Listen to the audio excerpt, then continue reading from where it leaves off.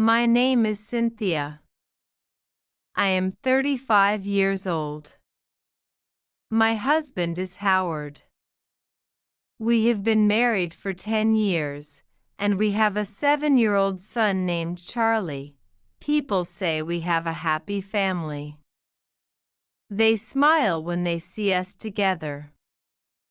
But they do not know what happens after our front door closes. A few months ago, everything changed. Howard still came home every evening, but he was no longer the man I married. He finished dinner without saying much. Then he watched television or worked on his laptop until it was time to sleep. We once shared every little part of our day. We laughed over hot tea. We talked about our dreams. Now the house was quiet, and the silence hurt more than angry words. I kept asking myself the same question every night. Was he simply tired, or was he slowly forgetting the life we had built together? The next evening, I decided to do something that I had avoided for months. I hoped it would bring my husband back, but instead, it opened the door to an unexpected truth. The following evening, I wanted us to spend time together. I asked my mother to keep Charlie for one night. I cooked Howard's favorite meal. I wore the blue dress he once said looked beautiful on me. I even placed fresh flowers on the table. When Howard arrived home, he thanked me for dinner with a tired smile. He ate quietly without noticing anything I had prepared.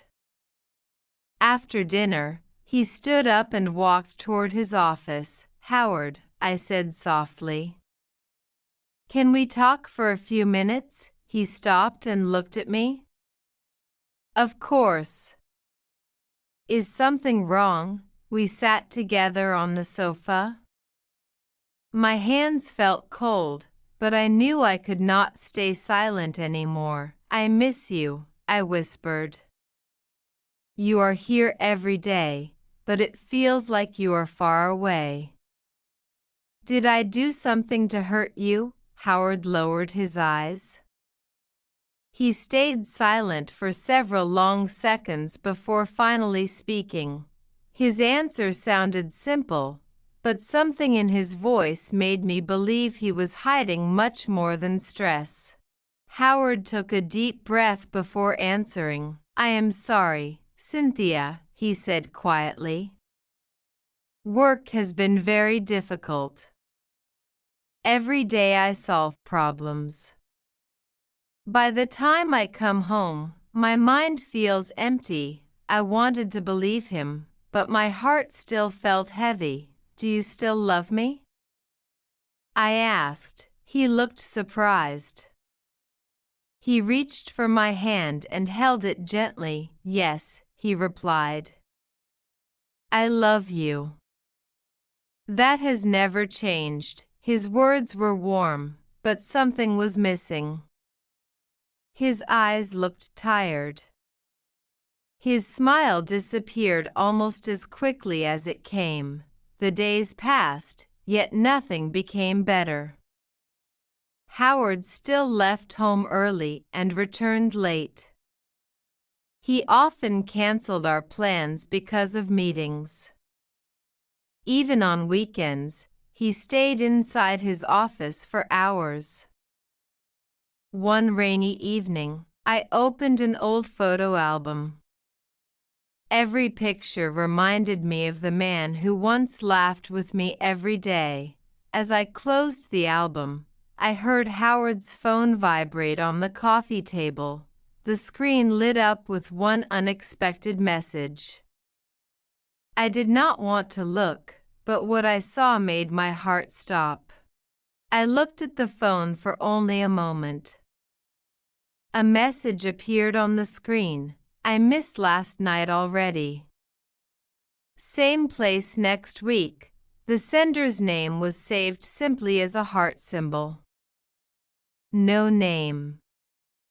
No explanation. My hands began to shake. I did not open the message. I quietly put the phone back where it was, my heart pounding louder than I had ever felt it. A few minutes later, Howard came into the room.